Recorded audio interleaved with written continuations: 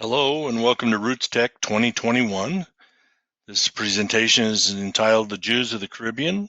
I am Todd Knowles. I'm a Deputy Chief Genealogical Officer at Family Search, and I'm excited to share this with you. Let's begin with a little history of a few of the people that we'll be talking about.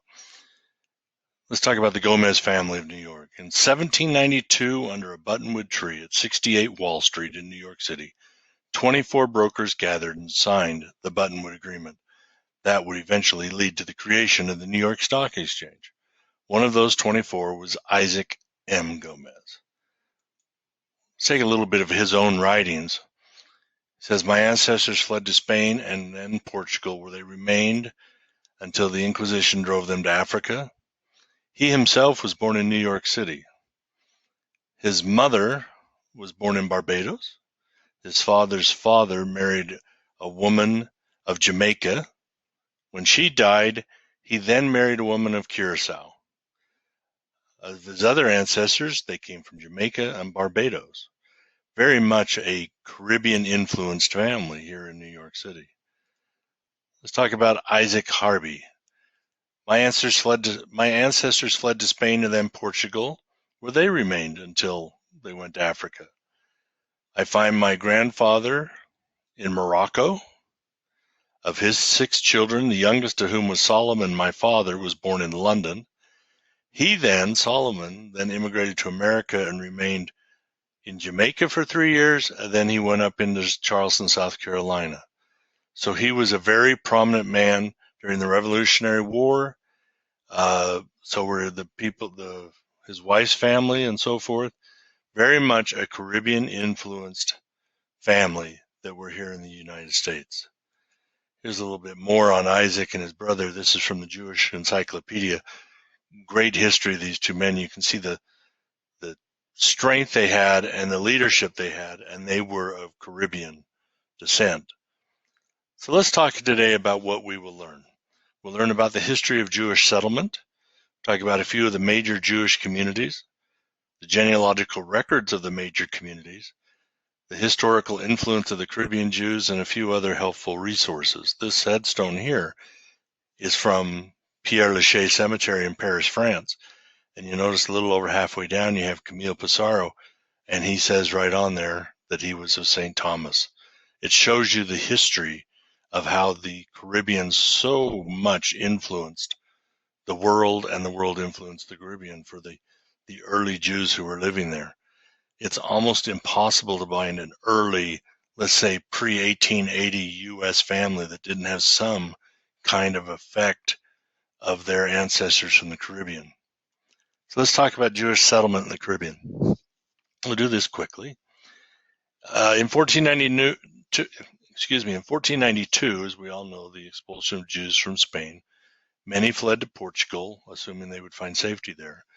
But in 1497, Portugal expelled them. Not only the ones who'd come from Spain, but also the ones who'd lived there for years. When they left Portugal, they found safety in North Africa, Constantinople, Amsterdam, and London. Some also went to Brazil, which is a Portuguese colony. In 1581, the Netherlands won independence from Spain, and they showed religious tolerance toward the Jews. In 1588, the British defeated the Spanish Armada, and this had the effect of starting to weaken the economy of Spain. And because of that, other European powers began looking to establish themselves in the New World. In the Netherlands, they were trying to secure world trade, so they began shipping via the Dutch West Indies Company to the Caribbean. In 1639, it became the policy of the Amsterdam Community to advance expenses of its members wanting to go to the colonies. So if you wanted to go to the Caribbean, they were willing to advance you that money that you could pay back later. They kept ledgers of this, and in 1697, they began to add the names to those ledgers. There's a great book, History of the Jews of the Netherlands Antilles. It's part of the Family History Library collection. You might be able to find it at your local libraries and so forth. It was published in 1970 by the American Jewish Archives. It shows examples of some of those ledgers and the names and the dates and just the incredible amounts of people who came over to the Caribbean in those early dates. So let's talk about some of those early Jewish communities. Let's start with Curacao. Curacao established their first congregation in 1651. That's only 30 years after the Mayflower landed at Plymouth Rock. In 1732, they built their synagogue, which is the oldest synagogue in continuous use in the Western Hemisphere. And you can see the names of some of these prominent families that came out of Curacao. And they were very instrumental in establishing Jewish communities in Newport, Charleston, and Louisiana. So again, a Caribbean island, Curacao, that has so much influence over the early established communities in the United States. So you have Curacao. Another one, very prominent one, is in St. Thomas. Early Jews came to St. Thomas in 1655 as traders when St. Thomas was under Danish rule. In 1685, Jews were given religious freedom, which led to an increased number of Jewish settlers. In 1796, they built their first synagogue. By 1801, there were only 9 families that belonged to the congregation. But then others started arriving from France, England, as well as Curacao and other islands, and it increased the Jewish population to 22 families, a little over doubled it in 5 years. In 1804, the synagogue was destroyed by a fire and was replaced in 1812. But by 1823, there had been so much growth in the synagogue that it required a second synagogue to be that one that they had just rebuilt. They took it apart and they replaced it with a third synagogue. And that synagogue was destroyed by fire in 1831. In 1833, it was rebuilt and was home to over 60 families. So in 30 years, the population went from 9 families to 16 families inside that Jewish community. That's quite a considerable amount of growth. We talked there about the synagogues burning down. One of the problems with work in the Caribbean is you have so many outside influences that are uncontrollable. Here they had fire, but yet they have hurricanes. They have earthquake. They have the political situation where you're under Dutch rule and Spanish rule, French rule, the English were there as well. All of these things played into this. And that's what we see in this birth record from St. Thomas. This is a birth record in 1877, and this is for a child who was born in 1867. Why did it take 10 years to record this? Well, that last paragraph explains it. Born in this island and omitted to be registered on account of hurricane, earthquake, and subsequently his mother's death. A lot of outside influences, which caused so much moving from island to island. You had to go where it was safe. You had to go where the political environment allowed you to practice your religion. You had to go somewhere where maybe it was not under a threat of a hurricane at the time, or they did not get hit by the hurricane, so you could go there without having to rebuild everything. So much went into the Caribbean islands and their Jewish communities that we have to search hard sometimes for some of the records. Next, let's go to Suriname. Went too far there. Sorry about that. In 1630, the Jews arrived from Holland and Italy, again, just 10 years after the Mayflower. Descendants of Jews from Spain and Portugal arrived from Brazil after the Portuguese get more power there. A big group arrives in 1664, and then in 1665, the Jews gain the freedom of religion and to plant and to trade. They're given land for a synagogue and a burial ground. These are also important. They can provide for themselves and they have a place to worship. So, 2 years later, Suriname, then English, surrenders to the Dutch fleet. And in 72, they build their first synagogue. In 37, the synagogue is dedicated. So it took a while. But this is interesting because this is an actual record here from Suriname. And what it does, you'll notice they, in a lot of books of birth, marriage, and death, it's recorded by date, just in order by date. Occasionally you'll see them where the families are all recorded together. But in this case, they're recorded by the first name. These are all recordings for Esther, various Esthers. It's a unique way to look at it. It's maybe, I haven't seen that many of them, but it's kind of interesting how they go ahead and record that. In addition to that, you have the Stern collection, Malcolm Stern collection, where he has gone in and he has recorded so many of the families of the Caribbean. He's done incredible work there, published books and so forth, and the American Jewish Archives, which is his archive, if you will, has a lot of these, and we've also been able to microfilm at the Family History Library. So here's a family tree, 7 generations, including the branches off it, where you can see the history and so much of this influence in the Caribbean, an early influence. Now let's go to the next island, if you will, that I'd like to talk about, and that's Jamaica. Jamaica is fascinating to me. The first Jewish person to arrive in Jamaica was in 1494, was Luis de Torres, who arrived as an interpreter to Christopher Columbus. In 1530, the first group of Portuguese-Spanish Jews settled in Spanish Town. That is 90 years before the Mayflower. We have Jewish settlement in Jamaica. We have a long history of Jewish settlement throughout the Caribbean. It's an incredible source. Even before the Mayflower landed, there were numerous communities throughout Jamaica. The British gained control in 1655 and the Jews were permitted to worship. They were granted citizenship in 1660, and that brought in Jews from all over the world.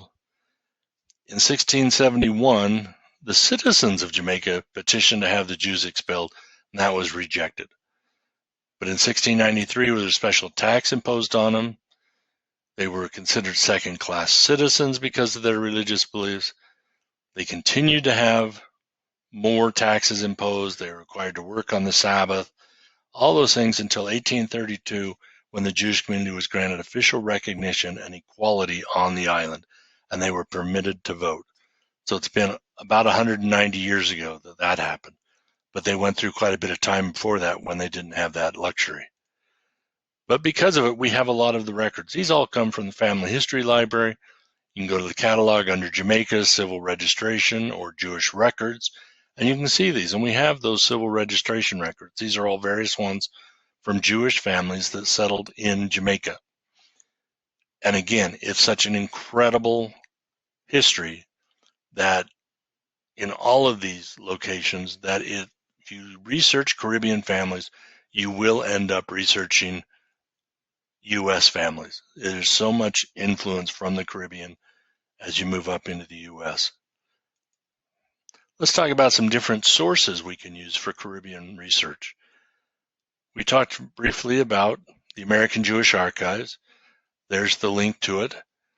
This is, for the most part, the work of Malcolm Stern. They have other things, yes, absolutely, but you can go in here and you can look at those collections that Malcolm Stern put together, the correspondence and so forth, and those family trees. They're absolutely incredible work.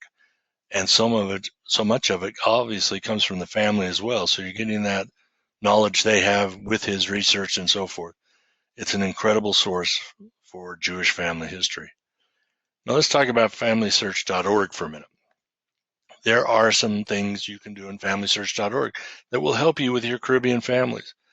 I'm going to suggest today that we go look at the wiki. Now, there's also a course being presented on using Family Search for your Jewish research. I recommend that. But I just want to take one little piece and show you how you can access Caribbean resources around the world for this topic we're discussing today.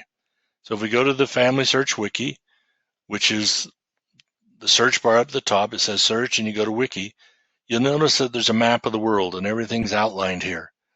Well, if we click on the Caribbean or South America right in there where the Caribbean is, it will take us to a page called Jamaica Genealogy. You can pick your country. You can type in whatever country you want into the wiki, Jamaica Jewish genealogy, Jamaica genealogy, St. Thomas genealogy, so forth. And you get a page like this. And so this is Jamaica. And this, so there's a map. It shows you the area, so you can kind of pinpoint that. But you have these two boxes. You have one that's blue and one that's pink. pinkish purple. The one that's blue, Jamaica Online Genealogical Records. If you click on this, and again, you can do it for any country, it takes you to a list of all websites that we are aware of that have Caribbean records. Are some of these Jewish? Absolutely. Are some of these government? Yes. Are some of these church? Yes. You have a little bit of everything in here. But what it does is it gives you a link to other things. Are these strictly family search databases? Absolutely not. This is everything. This is put together by the community. It's not of just family search people putting things in. This is the genealogical community throughout the world adding these. And if you see one that you know of that's not on here, let us know and we'll add it. But as you look at these, like if you look at the top one, it's got a $sign behind it. And what that means is whoever has that website or that database on there, they may charge you to see it. It may be a pay site like an Ancestry or MyHeritage. But if there's no dollar amount, then it takes you to a collection of those records that you can use without paying. And if you notice down at the very bottom on the left, there's one called Jamaica Compiled Genealogies. Well, so if we click on that, it's taking us to this page. This is Jamaica Compiled Genealogies. What these are is books written about families in Jamaica. They have a history there. Someone's written about their time. You can see there's quite a collection of them. It's got the call number, if it's a family history library book, or it tells you where it's at, Library of Congress, so forth. If we go down to the fifth one there, the Delgado family, and we have the blue arrow over there, if we click on that, this is going to take us to the catalog. This is the Family History Library catalog, and it tells you the call number of the film and the call number of the book and all that. And it says it's biographical and genealogical information on descendants of the Delgado family of Kingston, Jamaica, later branches settled in Falmouth, Jamaica, the United States, and England. So quite a bit. Includes an index. But right above it in red, it says, to view a digital version of this item, click here. So we're going to do that. We're just saying, click that little red here. And what does it do? It takes us to that book. This is in the Family Search book collection. And there's the title page of it, The History of the Delgado Family, Jamaica, West Indies. And you'll notice where the arrows point, it says view all 99 pages. This book has complete permission to be shared. Either it's out of copyright or we have permission or whatever it may be, but it is full permission for you to view this. So 24 hours a day, 7 days a week, you can view this book from home. And when you go to that, it will be a page by page could have pedigrees, family histories, descriptions of each of the people, and talk about who they were. But this is not the only one. We have all those that we saw on the previous slide. It's a great way to do your research of going into compiled genealogies, going into civil registration, government work, synagogue records, whatever it may be. You can use the wiki as a link to get into those, to bring all your Caribbean research to your computer to where you can go from there and build your trees. In this short class today, I hope it has given you an idea of records that exist, maybe a little bit of the history of the Caribbean, its incredible history, and open your eyes that if you have early U.S. Jewish families, especially in the South, Charleston, Savannah, New Orleans, so forth, you will find that those are going to have a big tie to the Caribbean. The oldest synagogue in the United States of America is the Truro Synagogue in Newport, Rhode Island, still active, and it's a St. Thomas family. So I hope this has been helpful. I wish you the best the rest of your Roots Tech experience, and thank you very much for being here today.